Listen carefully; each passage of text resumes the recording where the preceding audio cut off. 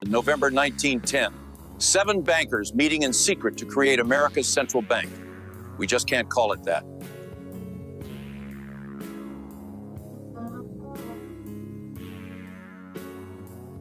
The 1907 panic nearly destroyed us. Banks failed, fortunes vanished. We want to control America's money supply, create booms, trigger busts, and profit from both. And how will we do that? We'll create money from nothing, loan it to the government, and charge interest. Legal counterfeiting, my friends. There's a cost. Every dollar we print steals value from existing dollars. It's a hidden tax that flows directly to us. And it gets worse. If we ever get off the gold standard, governments can print money for wars. Endless wars become possible and profitable. Since Americans hate central banks, we'll call it the Federal Reserve. Sounds governmental, doesn't it? It's not.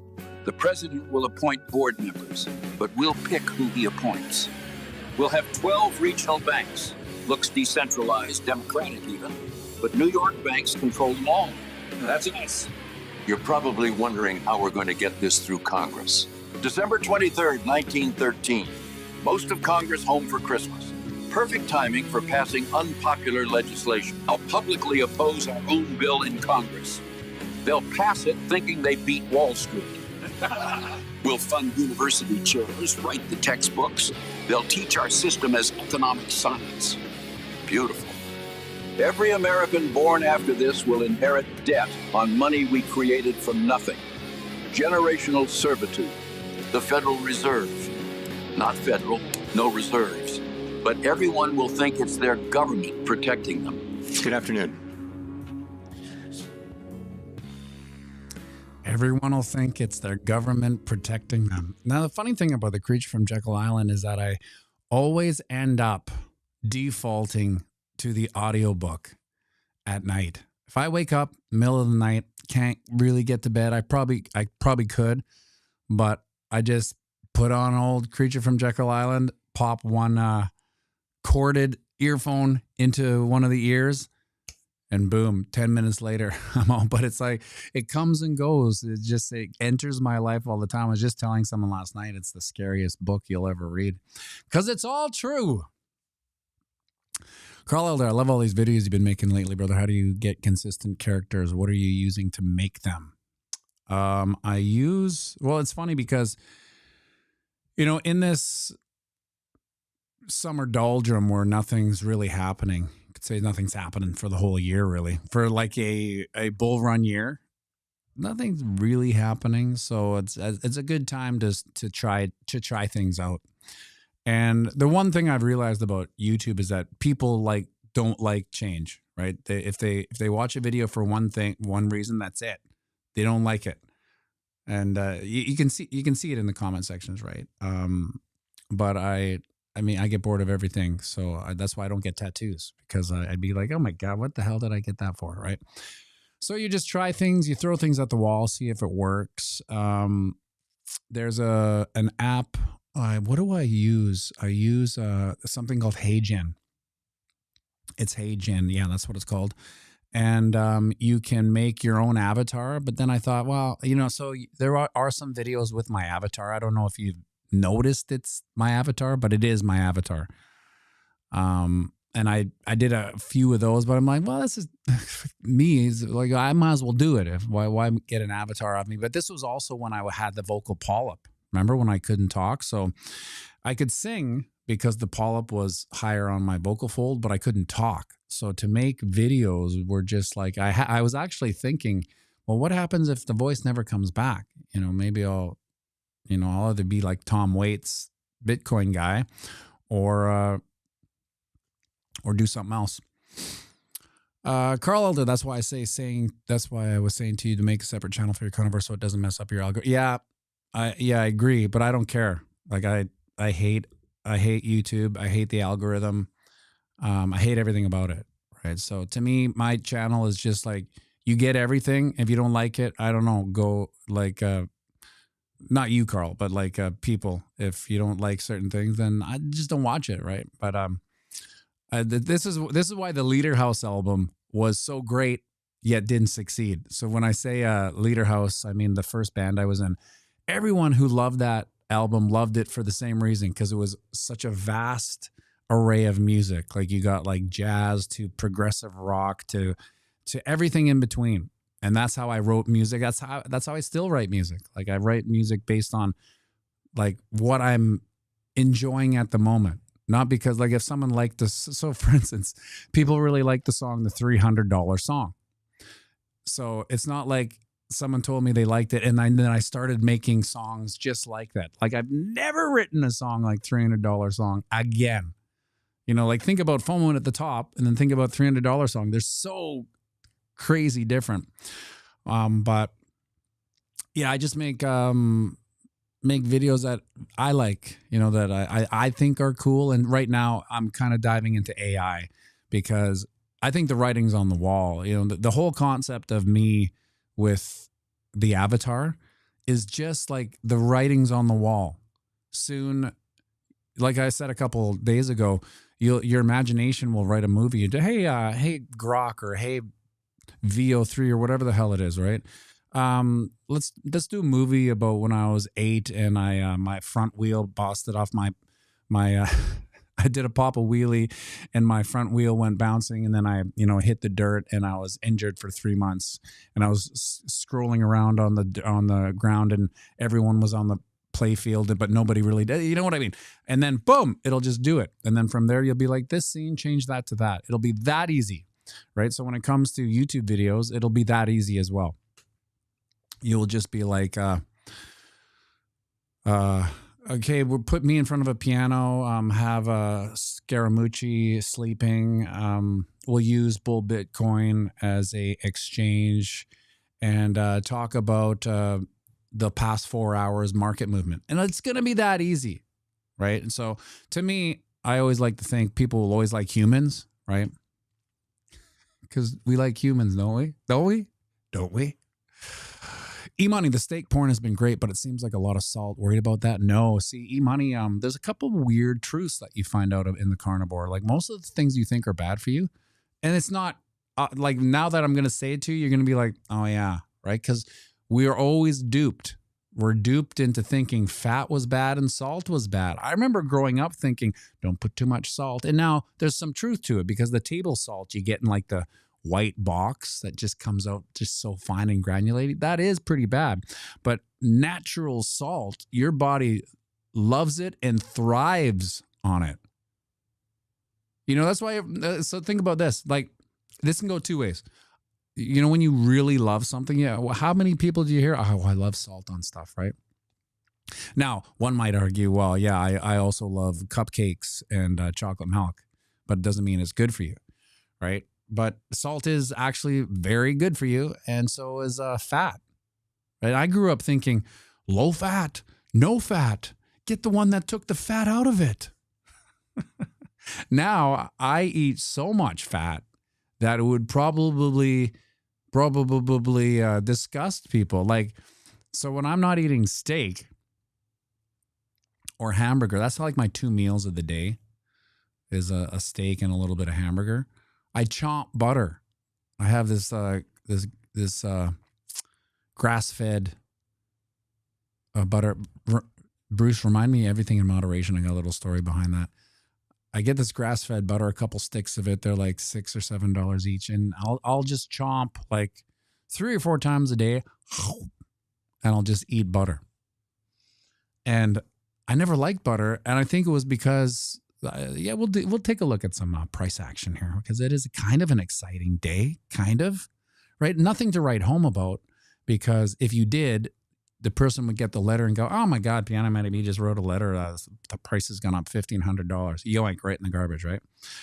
But yeah, I just chomp butter for the fat and all the goodness that comes in that butter. It's like unbelievable. And here I was avoiding butter. I'd have toast with little, I wouldn't put so much butter on. I don't want to put so much butter on. I've been told, you know, this is the brainwashing that we go through as we grow older. And it's, you know, once you really rip that veil off. And so the whole carnivore journey is because of Bitcoin. Like probably wouldn't have got there without Bitcoin, because it's the concept of apex predator, right? Bitcoin is the apex predator of financial assets to save and store value in. There's nothing better, right? And then the question is, well, why would I do anything? You got to diversify. You got to put some of your money into shit stuff that you don't know anything about, but just in case, right? No. Once you realize an apex predator of anything, it's hard to go. Why would you do anything? It's a weird concept, because when it comes to food, I like pizza. So do I. And even though I like the taste of all those things, once I realized what you're putting in your body, why not put the best thing in your body all the time? It's like, let's say you had a Ferrari and it takes that special gas, right? I don't know. I've never used it. I've always had a car that used the basic gas, but there is that tier system, right? If you put the shitty gas in there, and something shitty happens, you put the shitty gas in, right? And I realize that. So once a month, I'll eat some fruit for a week, because I'll just naturally slowly lose weight eating the carnivore diet, even though I eat a ton, big steaks, hamburger. So once a week, I'll do the fruit for like a week or so, and I'll put on 4 or 5 pounds just from the sugar itself. Just the sugar puts on the weight. And then I get up to like, I feel I look better in the high 190s rather than the low 190s. But now I'm thinking, I'm going to go to my caveman homeostatic weight. And when I say caveman, it's like, if I was eating like a caveman, what would my body just plateau out? What would be the optimum? You're getting out of the weeds. All it takes is one little comment, and then I'm off to the races. As you can see, everything in moderation, right? Well, I kind of went over it in the apex predator. Everything in moderation to me is how the addiction process of the brain gets you. And I've been through addiction with smoking. I was a smoker. I was a dirty, filthy smoker when I was younger, because I'm a child of the 80s. And you grew, the first thing you did when you were, lasers, ribeyes gone up about probably 15, 20% for sure. When you're a child of the 80s, when you turn 13, you start smoking with your friends. And then you go to high school, and we had smoking doors. We had doors that were just designated for the kids to smoke. It was unbelievable. And a couple of rogue teachers, right? They'd sit out there. These are the art teacher, maybe the band teacher, maybe the woodworking teacher, all smokers, right? And so I always found the interesting thing about the addiction monster in you is that it comes up with things that sound okay. So when I say everything in moderation, when it comes to the addiction, because I still, that week I eat fruit, I still feel it. It's like, because it's so good. I know a couple bananas are unbelievable, right? And then the voice comes back and says, you could probably do both. If you just ate a little bit of fruit, what's the worst that can happen? For me, the worst that can happen is that it's a slippery slope into the sugar addiction. Now, we're all addicted to sugar. Sugar is probably arguably the worst drug on the planet, and we're all addicted to it. So to get it out of your system and then put it back, what I do every month for a week or so, it's tough. It's tough to get it out, because you start enjoying it just like you would anything that's enjoyable. So when it comes to everything in moderation, you almost have to ask yourself, at what point does a little bit of poison become too much? Like, if you were just like, let's go down the everything in moderation. Okay, how about a little bit of booze, right? Or a little bit of sugar, like I was doing. Well, when does your body finally hit the wall and say, 6 years of a little bit of sugars took its toll. Now my insulin is just off the charts, and I have digestive issues, because it's like you can only throw at your body so much poison until it finally goes, I can't do it anymore. And then you have a repercussion from it, from the years of moderation. Like, even think about years of moderation. I know a lot of people, and chocolate milk tastes so good. I hear you, lasers, go pew pew. Who will tell me about their drinking in moderation, which is fine. I get it. I like to think I drank in moderation. My moderation was just 10x what most people's moderation was. But at what point is 2 drinks a day, alcohol is a poison to your body. At what point does it accumulate and compound, and then you start getting the adverse effects of it? So to me, it's just a long story short, Bruce Mai, it's a slippery slope, everything in moderation, because you're allowing the demons through the gate, right? It's like, I know all these people that want to get into the party are bad. I know they're all bad, but I'll just let a few of them in and see what happens. It's okay. Okay, so here we are on the 4-hour chart. Now we are having what some legacy analysts call a little bit of a pump. The good thing is, and the only real takeaway from this is we're above the 200 moving average. We did a complete textbook pump up to what is this? This is the 50% fib. And we got rejected, and now we had a little bit of a retest of the 200 moving average. That's nice and healthy. I like that. You can tell we're the old fat guy in the corner there. He's still asleep. Now all you really got to do on the 4-hour chart is make sure that we're above the 200 moving average, and we're still, you can't argue this is a bullish uptrend. I know higher highs, higher lows. This was the clincher right here. When we put in this, when we candlestick down here above our lowest low, that's really a good indicator that maybe we're on our way back up. And I think this is the 401k Trump announcing or signing it in executive order, right? I tell you what, I gave my mom an executive order to do this months ago. You just got to tell your financial advisor. And they won't do it. So her financial advisor wouldn't do it for her, which was incredible, right? I think I've told that story before. Now he is, because she said she would take her business elsewhere. We can do it for you. Anyway, the problem I have with the 401k stuff, it says crypto assets. And so that means only coins, right? Do you really think that people are going to be putting these low cap gems into their 401k that have a 90% drawdown in the bear market? I mean, it's a quick way to give a boomer an early heart attack. Imagine if they, get into Solana, which I would say is arguably maybe has the most potential for an only coin. But it still will have a retrace in the bear market, whatever the bear market is. So we may see a bifurcation of Bitcoin and only coins.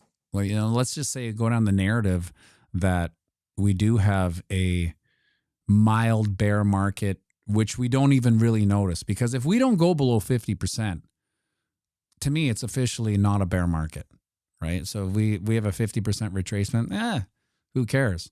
But I think, let's say we do, it goes to 45% or something catastrophic like that. We will see all the only coins go back to 70 or 80, because they will follow that cycle, so to speak, in the humble opinion of this piano. So any of these, actually, I can't see any of the boomers really going, but I can invest in crypto now. I can't really see it. Now, maybe their financial advisors will, because that's all they do. None of them are doing. I have these conversations with people about their investment strategies. And the funny thing is that they talk a big talk, but really their investment strategies is what someone else is doing for them without them knowing. That's their investment strategy. Well, I let this guy, he has 40 accredited hours of an online course. So now he's a financial advisor. And he has a degree from a business school. So, I mean, you know, he really knows what he's talking about. And then all they're going to do is put you into low risk S&P 500 BS, right? Because that's really what you want. And they don't want to give boomers a heart attack. And it's like, how's my portfolio doing there? Not bad. A lot of things are performing well. Remember the when we allowed you to put your money into crypto? Those are all 80% down. But here's the good news. Usually they're 90% down. So we have what some call a mitigated bear market. So, you know, hold tight, right? Well, my runway is not as long as these Gen Zers. Hopefully Terry Crow. Terry Crow's the wordsmith. I found the intersection of OnlyFans and OnlyCoins the other day on the internet. Wow, impressive pumps and dumps. How dare you, Bruce Mai. Now on the daily chart, you can see as soon as my stream starts, nothing happened. Price just stalls again. I guess we'll wait till 8:30. It's coming up. And now we are almost breaking above. We retested it. This is our bull flag that we didn't really want to break down and out of. Bruce Mai, I would imagine the financial people will recommend only certain assets. Here's where I think you are giving them too much credit there, Bruce Mai, is that they don't know anything about it. They seriously don't know FA. I've talked to many financial advisors. I've gone to lunch with some of them. They don't know anything. It's crazy. How can you be in this sector, this industry, and not have been bitten by some sort of crypto mosquito? Like, what the hell is that? Oh, what is that, Solana? Or, what the hell? What is this? Bitcoin just bit me in the ass. Like, none of them have been bitten by Bitcoin. I had to walk them through it, walk them through the value proposition. And then you go deeper. So I've had conversations about Bitcoin. Then I'm like, well, as far as, the legacy TARD FI goes, you must have heard of MicroStrategy. It's a Bitcoin proxy. That would be on your radar, right? Right? No, it's not. Yeah, and Curtis Neal, they really don't. They know the risk on and risk off. That's about it. Yeah, and so look at their business model. Bitcoin bit me. Bitcoin bit me in the ass. It hurt so good, made me cash. But that Bitcoin, well, she bit me in the ass. I'll always bet different from the day I die. That Bitcoin bit me in the ass. I should continue that maybe. What the hell was I talking about? Yeah, they really don't. They only know risk on and risk off, and that's about it. Yeah, that's their business model, because they're not in. Imagine if their business model was to give boomers heart attacks. It's like, yeah, I think we should take some of that money you earned your whole life, after tax money, and put it in this really speculative only coin, called Ondo or Fart. Have you heard of Fart coin? Well, it did have a massive pump, like all-time highs, like 50x from where we are now. So there is this super small chance that it could go back to its all-time high. Most of them never have, but I'm thinking maybe if you're feeling lucky, boomer, we should do it. No one's going to pull the trigger on that, and I get it. They'll be like, how about you put it in this? It's like a steady 8%. Now, what I think is pretty interesting is that the strike or strife or whatever the hell it is, the last one that gives a 9% yield, I think that's really the turning point in the TARD-FI legacy markets, because everyone has always been looking for, nice, safe, consistent yield on bonds. And now that they can get that, whether they can reproduce that, up and beyond into the years, I don't know. We'll have to see. But why would anyone buy a bond at 4 to 6% when they can just get, isn't it 10%? 9 or 10%? It seems crazy, right? You got to start thinking, where are they getting all this yield for? And that's why I did that video that nobody watched yesterday. It was, just to explain that the volatility of Bitcoin, the CAGR, that other video I made that nobody watched about CAGR is so important. Like, think about how simple it is for Michael Saylor and crew. They got a 50% CAGR. Let's say they got a 20% CAGR. Let's go way down there to 20%. Well, they're giving half of the CAGR away.